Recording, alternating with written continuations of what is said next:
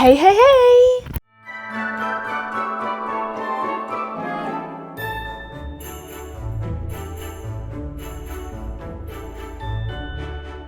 J'espère que vous allez bien, moi ça va super méga giga bien.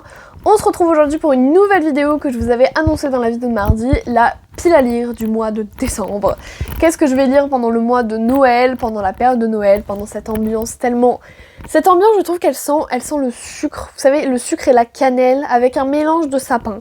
Je trouve ça génial, l'odeur de Noël, j'adore les odeurs de Noël, je suis fanatique des odeurs de Noël. Je fais peur là actuellement. Bon bref, on se retrouve donc aujourd'hui pour ma pile à lire. Alors comme vous allez le constater, je suis pas forcément une lectrice de romances de Noël de fou. Je lis pas des romances de Noël matin, midi et soir pendant le mois de décembre.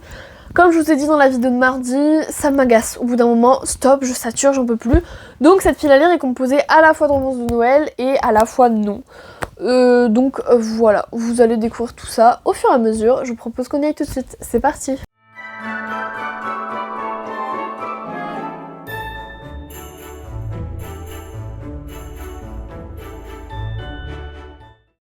On commence tout de suite avec les romances de Noël, comme ça on les expédie et on passe au reste. On commence avec Cadeau surprise et Père Noël en slip de Flora Harmonie chez Hugo Poche. Et en plus j'ai eu l'occasion incroyable de rencontrer l'autrice au salon du livre à côté de chez moi. Du coup j'ai mon petit livre dédicacé et j'ai mon petit marque-page assorti. C'est une romance de Noël où la femme est pompier, et ça c'est rare. La femme est pompier et on va être sur...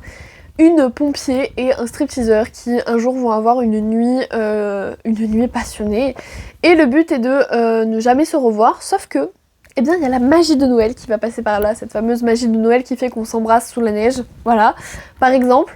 Du coup voilà, je pense que ça va être assez humoristique. J'aime bien la couverture avec l'espèce de calendrier de l'Avent. J'ai cru au début que c'était un livre calendrier de l'Avent, mais non. Donc voilà. D'ailleurs il faudrait que je teste un jour le livre calendrier de l'Avent. Pourquoi pas, peut-être avant le 1er décembre, donc que j'en achète un. Vous serez au courant sur Instagram, il sera dans la description.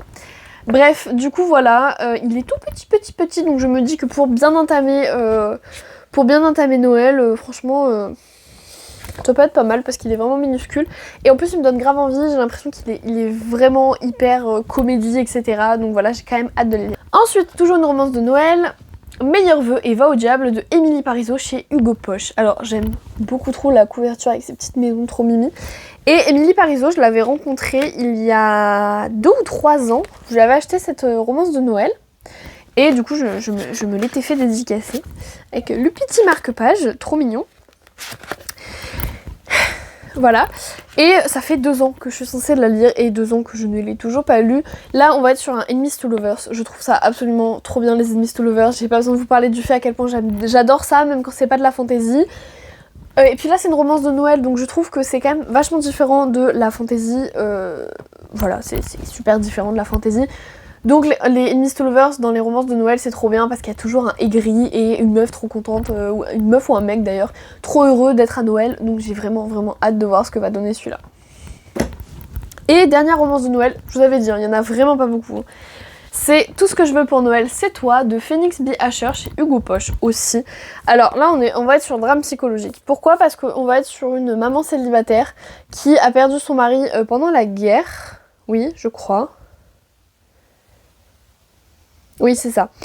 En gros, on va être sur l'espèce d'ermite du coin qui vit au fin fond de sa campagne, et un jour il va retourner en ville pour voir son premier amour qui, elle, a perdu son mari en Afghanistan, et il y a un enfant au milieu. Non pas que je sois quelqu'un de bizarre, mais j'adore dans les romances quand il y a un enfant, parce que l'enfant et son innocence va créer des situations tellement drôles pour le futur couple ou le couple.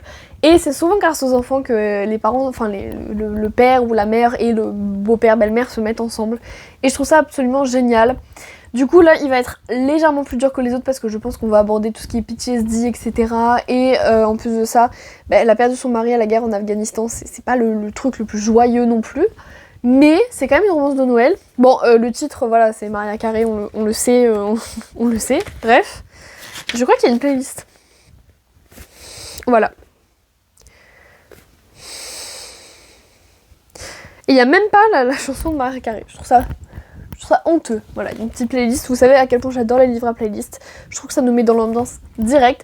Du coup voilà pour la troisième et unique, enfin dernière romance de Noël du mois de décembre que je veux lire. Bref. Ensuite, vous l'avez vu dans la pile à lire précédente et je vais vous expliquer pourquoi je l'ai remis, c'est une raison très bête mais vous allez comprendre.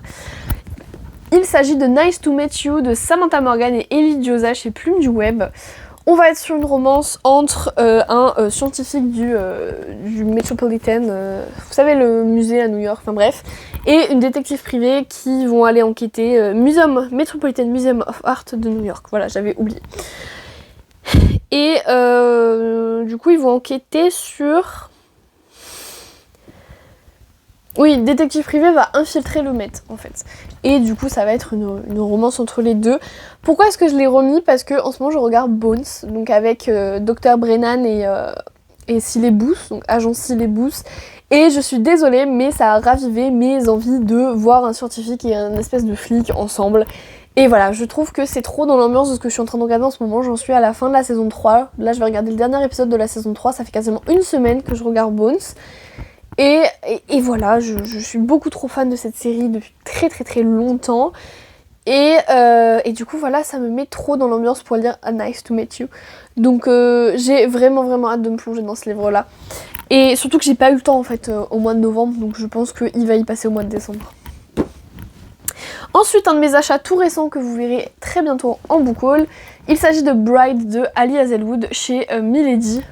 La couverture est magnifique. Alors oui, j'ai pris les éditions en paperback parce que mon porte-monnaie me remercie. Du coup, là, on va être sur un mariage forcé entre un vampire et une vampire, pardon, et un loup-garou. Et donc, on va être sur le force proximity, le mariage forcé, toutes les tropes que j'adore. En plus de ça, c'est de la bitlit. Je vous en ai parlé mardi. Je suis une très grande fan de bitlit et je trouve ça vraiment génial. Et voilà, c'est Ali Hazelwood, c'est le meilleur moyen pour moi de rentrer dans du Ali Hazelwood, c'est la bitlit. Voilà, parce que j'adore ça. Et du coup voilà, et en plus de ça c'est un tome unique, c'est un one shot. Donc à la fin de mon livre, j'aurai la fin de l'histoire et c'est quelque chose que j'aime beaucoup trop. Voilà. Oui je sais, ça aurait été beaucoup mieux venu à Halloween, mais écoutez moi au mois de décembre j'ai envie de lire de la bitlit aussi. Je suis quelqu'un de bizarre, j'en conviens, mais j'assume ma bizarrerie. Ensuite un livre que vous avez vu dans la pile à lire de novembre et que j'ai toujours pas terminé. Ouais je sais. Il s'agit de l'Empire des Ouragans de Alexiane de Lys chez Michel Lafon. Alors j'ai mis un marque-page en raccord avec la couverture. Fait maison, bien évidemment, le marque-page. Alors pour l'instant j'aime beaucoup, mais en fait j'ai appris que c'était pas forcément un one-shot et ça m'a ralenti dans ma lecture parce que je m'attendais à ce que ce soit un one-shot. Et du coup je suis un peu déçue s'il n'y a pas de fin à la fin. Je sais que je serai déçue forcément, je lirai la suite de la saga si ça m'a vraiment plu au-delà de cette déception un petit peu primitive. Mais voilà, je m'attends tellement à avoir un one-shot que du coup ça m'a freiné totalement dans ma lecture et j'ai préféré lire autre chose et faire une pause. Mais je vais le finir, ne vous inquiétez pas, j'y crois. La dernière fois que j'ai essayé de le reprendre, c'est juste que j'étais excessivement fatiguée et que j'arrivais même pas à lire, donc je pense que c'est aussi pour ça que je l'ai vraiment arrêté. Mais il y a plein de secrets encore qu'on connaît pas et voilà, je pense qu'il est vraiment hyper complet, hyper complexe, pas complet, voilà. Complet et complexe en soi. Mais voilà, il est vraiment hyper complexe et je pense que l'univers l'est tout autant. Donc voilà, je pense vraiment que je vais réussir à le lire, mais pour l'instant c'est pas à l'ordre du jour. Parce que je pense que je vais commencer par les romances de Noël et que je vais le laisser un petit peu de côté, mais je pense le lire au mois de décembre. Même si je l'ai pas abandonné, je l'ai mis en pause au mois de novembre. Parce que j'avais pas besoin de ça au moment où je le lisais, c'est comme ça. Et puis voilà. Ensuite, un livre que vous voyez depuis beaucoup trop longtemps dans ma pile à lire. Il s'agit de Curious Tides de Pascal Lascelles, le tome 1, pardon. Oula, le bug. Le tome 1 de La Lune est démarré chez Big Bang. Alors, je reparle encore une fois de la beauté de ce livre, mais excusez-moi. Excusez-moi du peu, mais bon voilà, j'ai quand même claqué 30 balles. Je tiens à vous le montrer, quoi. Et j'ai la dédicace de Pascal Lascelles elle-même, hein, parce que je suis allée à une rencontre. Et j'ai raté la page. Où je suis. Voilà, magnifique. Du coup, voilà. Alors pourquoi? Parce que c'est un livre, une fantasy Dark Academia, et que je trouve que c'est la saison parfaite pour le Dark Academia avant que l'automne se finisse, parce que je vous rappelle que l'automne ça finit le 21 décembre. Il y en a qui n'ont pas l'impression, mais je vous jure que si. L'automne ça se finit le 21 décembre. Et du coup voilà, j'ai vraiment très envie de le lire avant la fin de l'automne. Je pense que en début décembre je vais me faire ce tome là, parce qu'en plus de ça le tome 2 est sorti en anglais, donc je pense qu'il y a pas beaucoup de temps avant qu'ils nous le sortent en français. J'ai vraiment hâte d'ailleurs qu'ils nous le sortent en français, comme ça me motivera encore plus à lire celui-là. Mais du coup voilà, c'est vraiment très inspiré Harry Potter, Dark Academia, etc. Donc j'ai vraiment super hâte de lire, surtout qu'en ce moment je trouve que le temps est à la lecture de ce genre de livre. Ensuite pareil, un livre que je me coltine de pile à lire en pile à lire depuis 30 ans, King of Scots de Livestone, le tome 1, voilà. Alors Livestone je l'avais lu dans Witch and Gods et j'avais beaucoup aimé sa plume et j'étais tombée par hasard sur celui-là dans mon supermarché local et je l'avais acheté. Et en fait le fait de savoir que le tome 2 n'est pas encore sorti me freine un petit peu dans ma lecture et je ne sais même pas pourquoi en plus de ça. C'est vraiment une raison un petit peu stupide. Mais bon, je vais essayer de le lire. Pourquoi? Toujours pareil, parce que je trouve que c'est un roman d'automne. Ne me demandez pas pourquoi, on est en Écosse, pour moi c'est l'automne, il n'y a pas d'autre solution. Donc voilà, donc je pense que me le faire oh, comment ça s'appelle? En décembre, je trouve plus le nom du mois, super. Me le faire en décembre, ce serait quand même une super bonne idée. Donc voilà, j'ai vraiment hâte de lire King of Scots. Il nous en reste plus que 3 petits livres. J'ai pas fait une énorme pile à lire, mais à chaque fois je les tiens pas, donc ça sert à rien de faire des trucs gigantesques. J'ai envie de lire le tome 1 du Grand Nord, Amertume de Sarina Bowen, chez Hugo Poche. Alors là je crois qu'on va être... On va être dans la campagne américaine et en gros le mec il est toujours resté dans sa petite ville, la femme elle est partie, elle va revenir et en fait il se demande pourquoi elle est revenue, foutre la merde dans sa vie. Et du coup voilà, ça va être un petit peu compliqué pour les deux de se retrouver, je pense qu'ils vont finir par se retrouver à la fin, mais voilà. Et du coup le fait qu'il soit dans la campagne, dans le nord, etc. je pense que ça peut bien s'adapter à l'ambiance de décembre, l'ambiance même de l'hiver. Si je le lis pas, je pense que je le reporterai sur les piles à lire de l'hiver après. Donc voilà, j'ai vraiment envie de le lire, ça fait super longtemps qu'il est dans ma pile à lire, vous en avez pas entendu parler depuis au moins 2 ou 3 ans je pense. Mais j'ai quand même super envie de le lire, en plus la saga est au complet en poche, c'est magnifique, pourquoi hésiter. Ensuite, j'aimerais lire encore un Émilie Parizeau, je vous l'avais présenté dans les sorties et je me le suis procuré. Il s'agit de Hors d'œuvre et préjugés, le tome 1, donc c'est une duologie de Émilie Parizeau et pareil, j'ai pu rencontrer l'autrice ce week-end. Donc j'ai un marque-page et une petite dédicace. J'ai une amie qui l'a lu et qui l'a beaucoup aimé. Moi je l'avais vraiment repéré dans les sorties parce que le contexte, enfin le décor de la romance est vraiment hyper intéressant. Ça se passe dans un restaurant entre un restaurateur et une guide culinaire. Et je trouve ça vraiment trop bien d'exploiter ça parce que je trouve que c'est pas assez exploité en romance. Donc j'ai vraiment super hâte de lire. En plus j'ai le marque-page qui va avec quoi. Vraiment je vais avoir la classe. Enfin voilà, ça va être entre un chef et une critique gastronomique et c'est un Enemies to Lovers. Donc voilà, j'ai vraiment beaucoup trop hâte de le lire.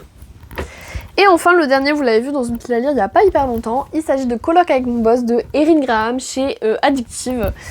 Là pareil, on est sur des tropes que j'aime beaucoup, le boss... Ouh, vous avez bougé.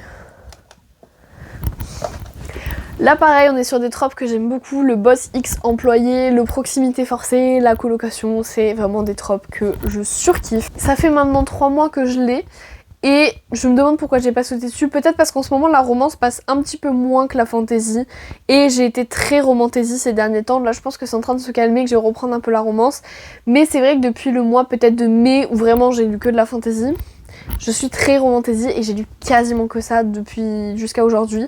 Mais là je pense que ça va bientôt plus être le cas et que je vais reprendre un petit peu la romance. Il n'y a qu'à voir toutes les romances que j'ai mis dans ma pile à lire, je veux un petit peu de romance. Donc voilà, je pense que je vais le sortir très vite parce que j'aime beaucoup trop ce genre de trope. Et j'en entends que du bien et en plus je l'avais repéré à l'époque où il était sorti. Enfin bref, je veux vraiment le lire quoi. Et bien écoutez, cette vidéo touche à sa fin, j'espère qu'elle vous aura plu. Moi comme d'habitude j'ai adoré la tournée. J'espère que ça vous a un petit peu inspiré pour vos piles à lire. Comme je vous l'ai dit déjà 15 fois, moi je suis pas une grande lectrice de romances de Noël, donc c'est pour ça qu'il n'y en a pas tellement dans ma pile à lire. Mais bon, chacun fait ce qu'il veut, j'ai envie de vous dire. Du coup moi je vous dis à très bientôt, je vous souhaite de passer de très bons moments. Bon courage si vous avez des examens, des partiels, des bacs blancs, etc. Bonnes vacances si vous êtes déjà en vacances, il y en a pour qui c'est le cas. Et je vous souhaite d'avoir de très bonnes lectures. Je vous fais plein de bisous. Ciao!